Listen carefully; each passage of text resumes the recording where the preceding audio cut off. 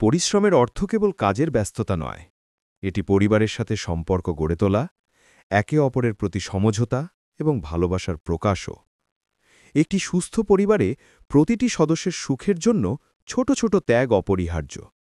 কখনো কখনো নিজের ইগোকে সামলানো, নিজের সময় বিলিয়ে দেওয়া বা নিজের চাহিদা সাময়িকভাবে পিছনে রাখা, এই সবই ত্যাগের অংশ।